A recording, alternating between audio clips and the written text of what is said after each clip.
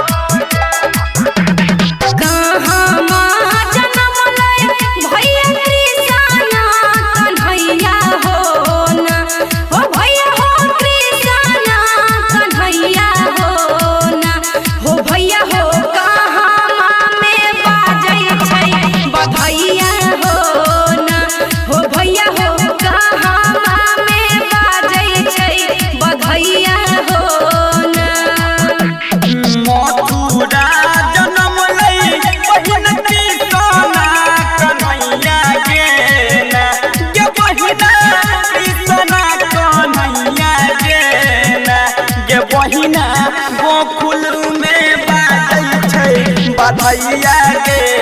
ना गे बहिना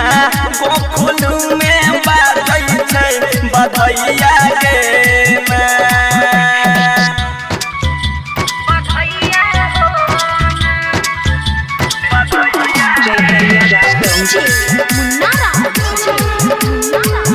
आरोही रिकॉर्डिंग स्टूडियो संसारपुर खगड़िया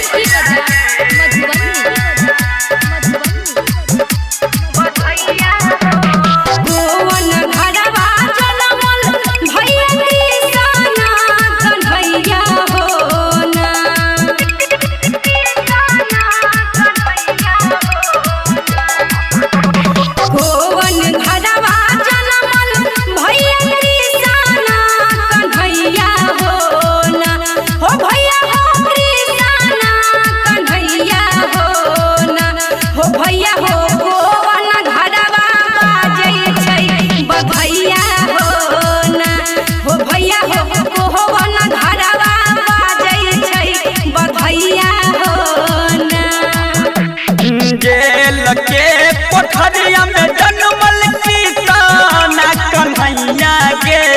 ना गे बहिना जन्मल कन्हैया गे ना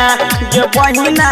यशोदा घर बाबा जाय छै बधैया गे ना गे बहिना यशोदा घर बाबा जाय छै बधैया गे ना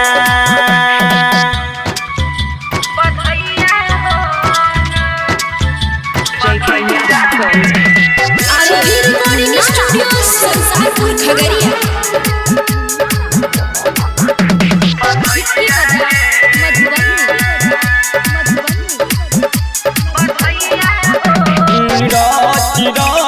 बहिना केरली खई भजनिया गे ना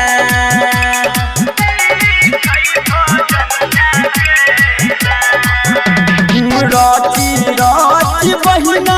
केरली खई भजनिया गे ना गे बहिना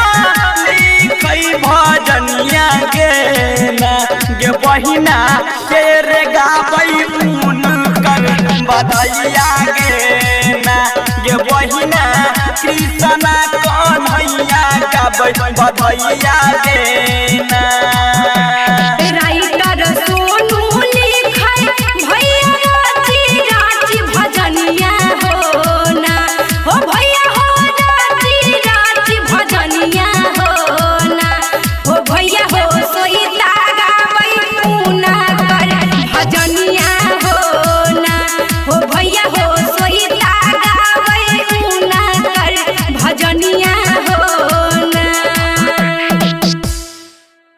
JK Yadav Films.